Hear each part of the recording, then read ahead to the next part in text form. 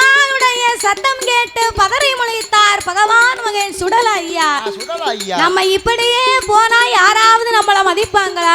ஒரு ஆளும் மதிக்க மாட்டாங்க. உடனடியாக நம்ம மையானம் சென்று மாண்ட பிணங்களை அருந்தனுமானா அப்படின்னா இப்போ ஒரு தோப்பு காவலாளின்னு வைங்களேன். சரி.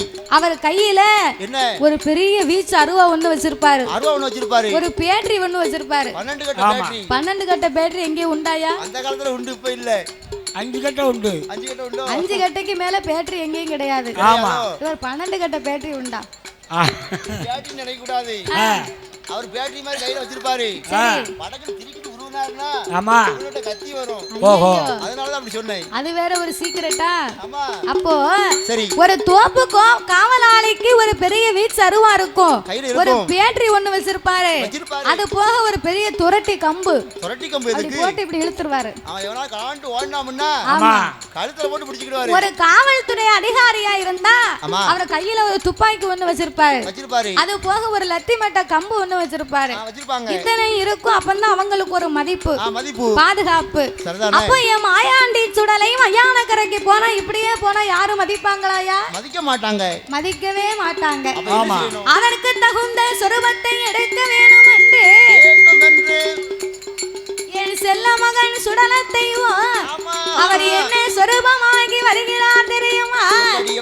அவர் பிள்ளை நல்ல சொரூபம் விட்டு, பிள்ளை நல்ல சொரூபம் விட்டு பெரிய ஒரு சொரூபம் கொண்ட மாதாளை சொரூபம் விட்டு அவரமாய ஒரு சொரூபம் கொண்ட குழந்தை சொரூபம் விட்டு, குழந்தை சொரூபம் விட்டு அவர் கொடிய ஒரு சொரூபம் கொண்ட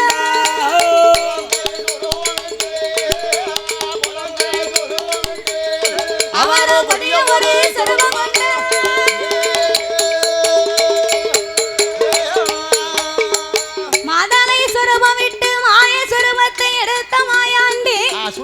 குழந்தை சொரூபம் விட்டு கொடிய சொரூபத்தை எடுத்த என் சுடலத்தை தன்னை அலங்காரம் செய்ய வேணும் என்று நம்ம மயானக்கரைக்கு போறோம்னு சொன்னா நம்ம இடுப்புக்கு சல்லட வேணும், தலைக்கு குல்லா வேணும், பெரிய வீச்சு அருவா வேணும், வல்லையன் கம்பு வேணும், கையில இடுக்கிறதுக்கு தீ பந்தம் ஒண்ணு வேணும். பந்தம் ஒண்ணு பெரிய பந்தம் வேணும்.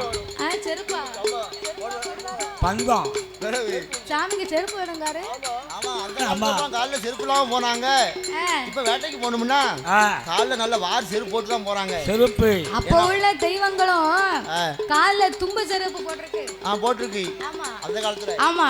அதனால எப்பேற்பட்ட சுடலத்தையும் நம்ம இதே சொரூபத்திலே போக கூடாது.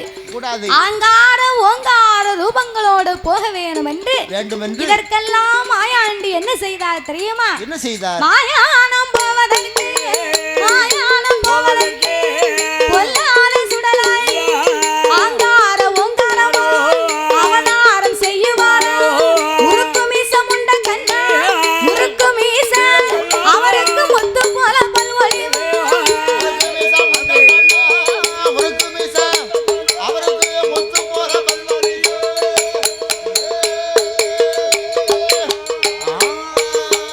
அவரோ முறுக்கு மீச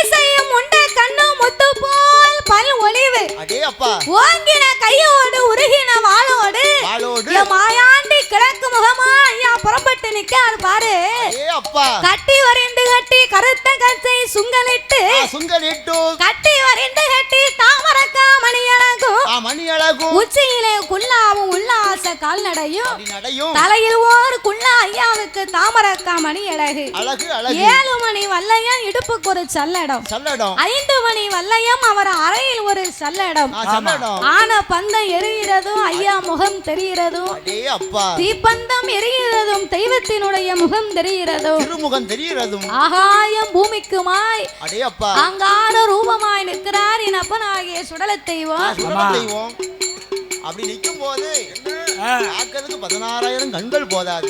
ஆமா, இங்க ஐயா அறையில சல்லடமும் அறையில குல்லாவும் மாயாண்டி சுடலை மாட்டி நிக்கும் போது பார்க்க 16000 கண்கள் போதாது.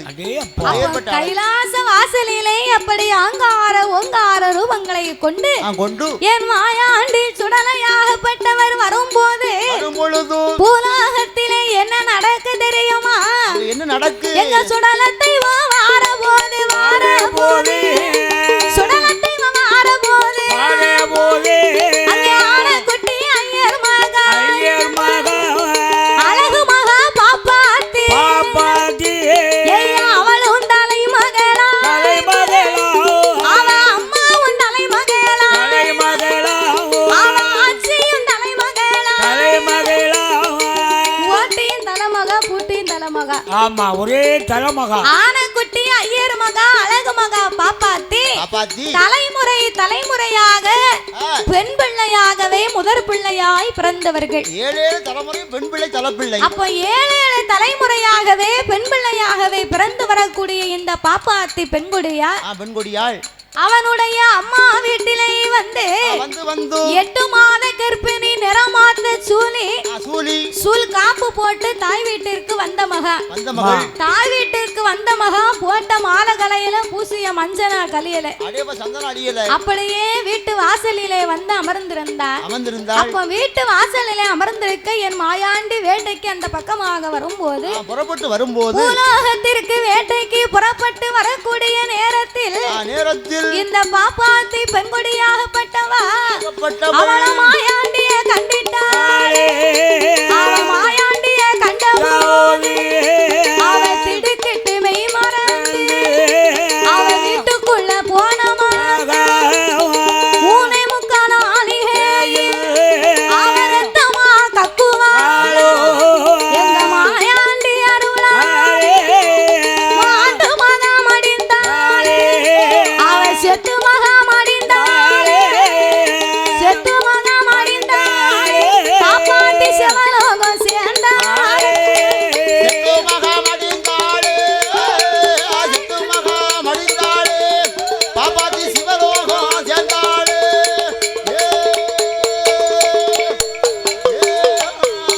அவளை இறந்ததொரு பாப்பாத்தி அவள் அடக்கம் செய்ய வேணும். நாளான நாளையில நல்ல வெள்ளி கிழமையில என் மாயாண்டிய கண்ட பாப்பாத்தி திடுக்கிட்டு பயந்து போய் வீட்டுக்குள்ள போன மகா 3 நாளிகையில் ரத்தமா கக்கி மாயாண்டி அருளால் மாண்டு மடிஞ்சிட்டாள். செத்து மடிந்தாள். அவள் சிவலோகம் சேர்ந்தாள். அன்னைக்கு பார்க்க நிறைஞ்ச பௌர்ணமி அன்னைக்கு பிணத்தை ரொம்ப நேரம் வச்சிருக்க மாட்டாங்க. அதுவும் அந்தணர்கள் வீட்டுல உடனே அடக்கம் பண்ணிடுவாங்க. ஏன்னா அவங்க காலையில பூசைக்கு போகணும் பாருங்க. அதனால உடனடியாக இறந்த பாப்பாத்தியை அடக்கம் செய்ய வேண்டும் என்று சொந்த பந்தங்கள் உற்சார உறவினர்கள் எல்லாம் ஒன்று கூடி இறந்த பாப்பாத்தியை அடக்கம் செய்ய வேண்டும் என்று அவர்கள் எங்கே வருகிறார்கள் தெரியுமா? சாமி இறந்தது ஒரு பாப்பாத்தி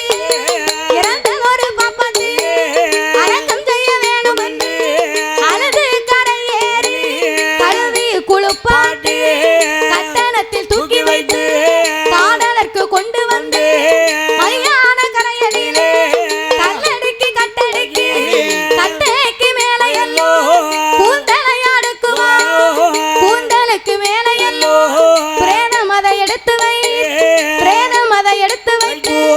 எண்ணி அறுவடைக்கு ஈரமண்ண மேல பூசி பரத்தி அறுவடைக்கு பச்சை மண்ண மேல பூ 7 சுத்து தொண்டு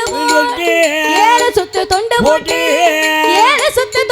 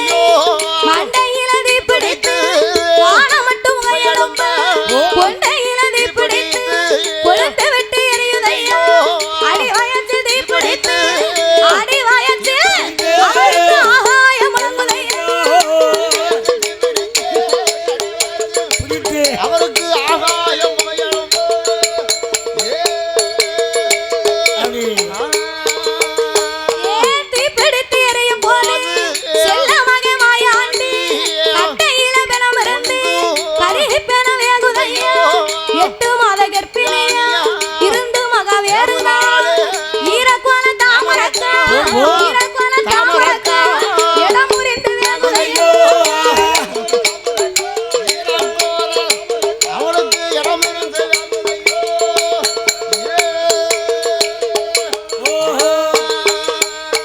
பொல்லாத சுடலை கிட்ட கட்டையில பிணமிருந்து வேகும் பிச்சிப்பு மணக்குதை மாண்டபின வேகும் போது மல்லிகப்பு மணக்குதை செட்டபின வேகும் போது செட்டபின வேகும் போது அவருக்கு செண்பகப்பு மணக்குதையோ அவருக்கு செண்பகப்பு மணக்குதையோ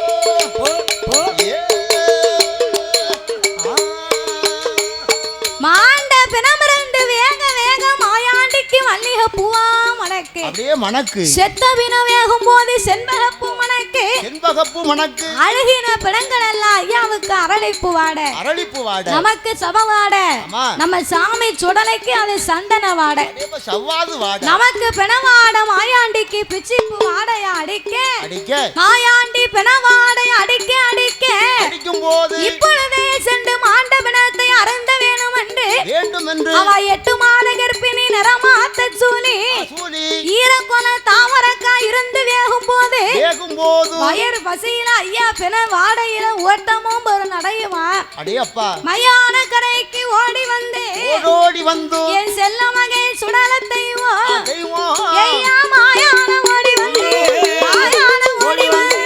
பொல்லாத சுடலாய் இடத்தை சுத்தி வளர்த்தவா வளர்த்த சுத்தி எடுத்தவா இடது கால மண்டி போட்டு வலது கால தூக்கி வைத்து ஊட்டத்தை இழுப்பாரா ஊர்க்கமுள்ள மாயாண்டி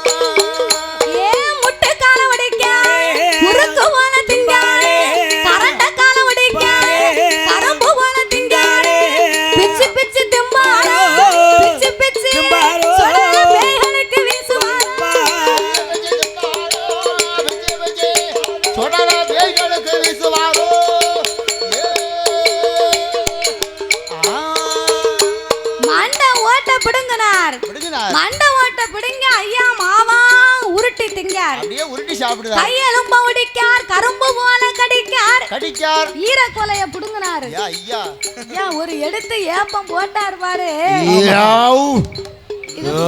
இது பூனை கூப்பிடுற மாதிரிலாம் இருக்கு ஆமா ஐயா ஏப்பம் போட்டாரு கடை வாங்கிட்டு யாப்பம் போடுவாங்க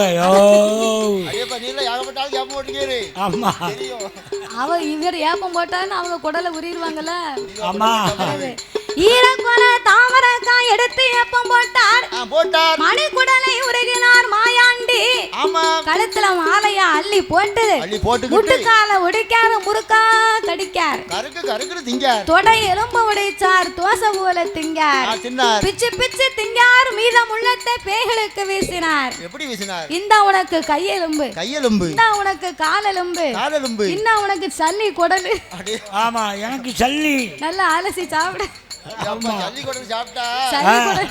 குடல் புண்ணு கூட ஆறுன்னு சொல்லுவாங்க. சிலிப்பி சாப்பிட்டா நோயே இல்ல, குடல்ல புண்ணு வராது உனக்கு, வரவே வராதுமா. ஆமா ஆமா. அப்படின்னு மாயாண்டி பணங்களை பிச்சு பிச்சு தின்று பேய்களுக்கு வீசினார்.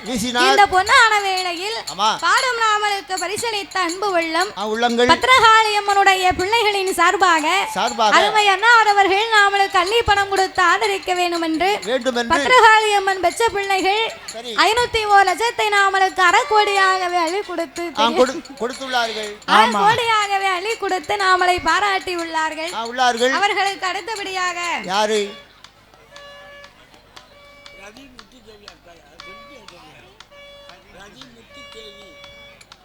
அவர்களுக்கு அடுத்தபடியாக யாரு?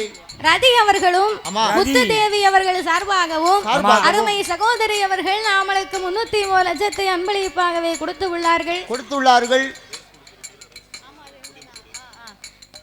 அவர்களுக்கு அடுத்தபடியாக இந்த புதிய புத்தூரை சேர்ந்த ரேஸ் குழு சார்பாக சரி நாமளுக்கு அண்ணாதவர்கள் ஒரு நினைவு பரிசை கொடுத்து அதோட 6 பேர்களுக்கும் பொன்னாடையை கொண்டு வந்து போச்சு சபையிலே பெருமிதம் செய்து உள்ளார்கள். அவர்களுக்கு அடுத்தபடியாக சின்னத்துறை நாடார் அவர்களும் சரோஜா அம்மா குடும்பத்தினர் சார்பாக சிவசுப்பிரமணியன் அவர்களும் பானுப்பிரியா அவர்களும் பார்வதி அவர்கள் சார்பாக பார்வதி அம்மா அவர்கள் சார்பாகவும் சுரேஷ் அவர்களும் ராதா அவர்கள் சார்பாக இவர்கள் அனைவர்களும் நாமளுக்கு அள்ளி பணம் கொடுத்து ஆதரிக்க வேண்டும் என்று 301 லட்சத்தை அன்பளிப்பாகவே அள்ளி கொடுத்துள்ளார்கள். பாராட்டிய அன்பு உள்ளங்கள் எல்லாம் அம்மன் அருளாலே என்றென்றைக்கும் இந்த வயது போக இன்னும் 100 ஆண்டு பல்லாண்டு வாழ்க வாழ்கவென்று அம்மாளை வணங்கிக் கொள்கிறோம் ஐயா. அப்படியாகவே இருக்க என் வையான கரையிலே வாயாண்டி சுடலையாகப்பட்டவரே பாண்டபிடங்களை எல்லாம் மறந்து கொண்டிருக்க அவர் இன்னும் என்ன செய்கிறார் தெரியுமா? ஐயா பிச்சை பிச்சை திம்பா ஏகலுக்கு வீசுவா மீதமுள்ள படங்கள் எல்லாம் மேலெடுத்து போடுவா காலெலும்பு கக்கத்திலே கையெலும்பு வாயிலே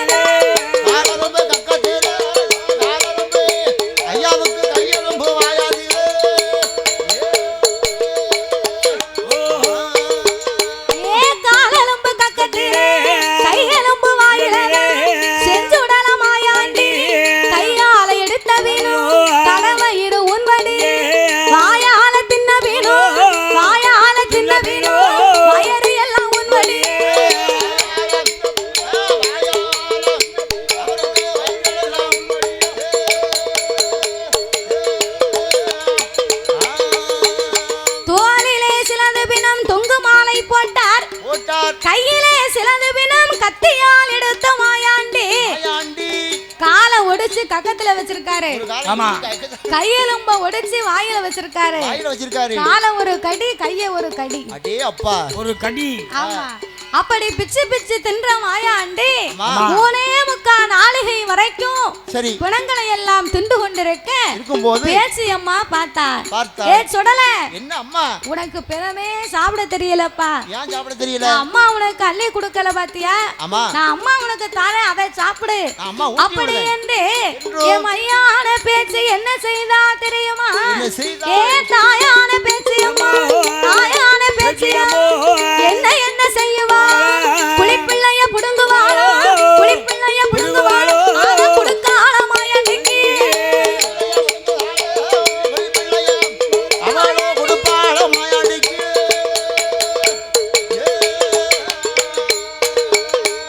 புளிப்பிள்ளைய புடுங்குனா அம்மா மாயாண்டிக்கு கொண்டு போய் கொடுத்தா. மாயாண்டி இறந்த விடங்களை எல்லாம் அள்ளி தின்று முடிக்க 3.25 நாளிகை முடிந்து போய்விட்டது. அதுக்குள்ள ஐயா கைலாசத்துக்கு போகணும். மாயாண்டி போகிறதுக்கு மனம் இல்லாம பிணத்தை பூரா சாப்பிட்டுக்கிட்டு இருந்தார். பேச்சு அம்மா பார்த்தா எப்பா மாயாண்டி நீ இன்னைக்கு போனாதான் நாளைக்கு வரலாம் வர முடியும். நீ இப்ப போகலைன்னு வையே உங்க அம்மா பார்வதி உன்னை காங்கலேன்னு தேடி அலைவாடா. அப்படி என்று இந்த பேச்சு அம்மா சொன்னா என் மகன மாயாண்டி மாயாண்டி ஈசன் மகே சுடலாய்யா கைலாசம் போகலைன்னா கைலாசம் போகலைன்னா உங்க அம்மா பார்வதியா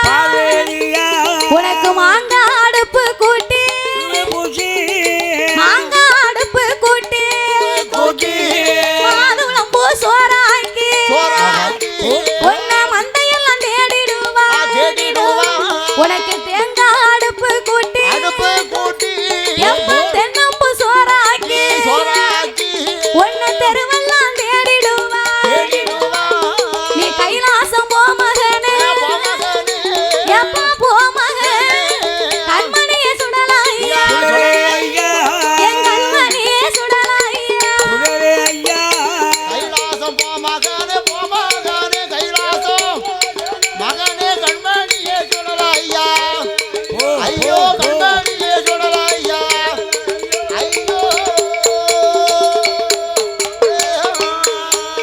அப்ப பேச்சியம்மா சொன்னாவோ எங்க பேரு வச்ச மாயா என் மகனே அப்பா என் சுடலத்தைவோ ஏ சுடல நீ இப்ப கைலாசத்துக்கு போகலைன்னா அப்படின்னா உங்க அம்மா பார்வதி பார்வதி மாங்காய் அடுப்பு கூட்டி உனக்கு மாதுளம்பூ சோறாக்கி என் மகனை காங்கலேன்னு மண்டையிலலாம் உன்னை தேடுவாடா பூரா மந்தபுரம் தேடி தேங்காய் அடுப்பு கூட்டி உனக்கு தென்னம்பூ சோறாக்கி என் பிள்ளைய காங்கலேன்னு தெருவெல்லாம் உன்னை தேடி அலைவா தெருவா அலைவா நீ கைலாசம் போய் என் கண்மணி மகனே அப்படின்னு பேச்சு அம்மா அனுப்பி வைத்தார் மாயாண்டி சென்று வருகிறேன் என்று மீதமுள்ள பிணத்தை எல்லாம் ஒரு பொட்டனமா கட்டி கைலாசம் மலைக்கு கொண்டு வந்து அம்மாளுக்கு நாமல் செய்த லீலை எல்லாம் அறியணும் தெரிய வேணும் என்று தலைக்கு பொட்டனமாகவே வைத்து படுத்திருந்தார் பார்வதி பிள்ளையை பார்க்க வரவே இல்லை மாயாண்டி அம்மாவுக்கு குரல் ஓசை கொடுக்கணும்னு சொல்லி அயர் வசித்த பிள்ளையா வாய் திறந்து அழுதார்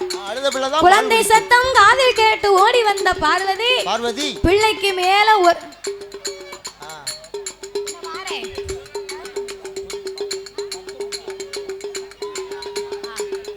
நீ குழல் ஊதிக்கிட்டு இருந்தேன்னு வையே ஆமா குடிக்கிட்டு போயிருவேன் உன்னை உன் குழலை எடுத்துருவோம் இந்த சிறப்பான வேளையில் பாடும் நாமளுக்கு பரிசளித்த அண்ணாவர் அவர்கள் பட்டமுத்து அவர்களின் அன்பு கரத்தாலே 21 லட்சத்தை அன்பளிப்பாக வெள்ளி கொடுத்தார்கள் அவர்களுக்கும் எங்கள் நன்றியை தெரிவித்துக் கொண்டு மாயாண்டி சுடலை மாயாண்டி சுடலை கையிலே படுத்திருக்க பார்வதி சுடல தெய்வம் பிணம் அருந்தியதை கண்டு உடனே சிவனிடத்திலே சொல்ல சிவபெருமான் சுடலை மாடன் இடத்திலே வந்து மாணிக்க கையிலே மாமிசத்தை கலந்ததனால் இனி இடமில்லை என்று சொல்ல பூலோகம் போனும் புகழாக வாழ வேண்டும் என்று சொல்ல அப்படின்னா எனக்கு கைலாசத்திலே எட்டாத பீடம் போட்டு ஏணி வைத்து மாலை சாத்தி 6 காலம் பீடம் போட்டு அர்த்தசாம ஊட்டு போட்டு கொடுத்தா 8 நாளா எனக்கு கொடை போட்டு கொடுத்தா நான் பூலோகம் போறேன்னார். வியாழக்கிழமை என் தாய் மாமே கோபாலக்கண்ணை புலவரா பாடணும். வெள்ளிக்கிழமை மத்தியானம் இங்க 2 பேரும் ஆடி வந்து தெய்வ கனியானை பிறவி செய்து எனக்கு கைவிட்டு கொடுக்கணும். 7 பரன் போட்டு 7 பலி கொடுக்கணும். இரவு நேரத்துல நான் காட்டுக்கு வேட்டைக்கு போயிட்டு வரும்போது ஒரு கோட்ட அரிசி பொங்கி எனக்கு ஒரே படப்பா போடணும் அப்பா இத்தனையும் செய்து தந்தா நான் பூலோகம் போறேன் என்று சொல்ல சுடலத்தெய்வம் என்னென்ன ஐயா கேட்டாரோ காப்பு கட்டி நோம்பு இருந்து எட்டாத பீடம் போட்டு ஏணி வைத்து மாலை சாத்தி 6 காலம் பீடம் போட்டு அர்த்தசாம ஊட்டு போட வேணும் என்று 8 நாளாக விரதம் இருந்து வியாழக்கிழமை அன்னைக்கு குடியழைப்பு நடத்தினார். கண்ணபிரானே புலவராக இருந்து வில் படித்தார். வெள்ளிக்கிழமை மத்தியானம் தெய்வ கனியானை பிறவி செய்து 21 சொட்டு ரத்தமும் பலமுமாக கைவிட்டு கொடுக்க 7 பரன் போட்டு 7 பலி கொடுத்தார்கள். இரவு நேரத்தில் ஒரு கோட்ட அரிசி பொங்கி ஒரே படப்பா போட்டு மாயாண்டி 11 மணிக்கு வேட்டைக்கு போகணும். அவர் எப்படி புறப்பட்டார் தெரியுமா? வேலையான வேலையாச்சு சுட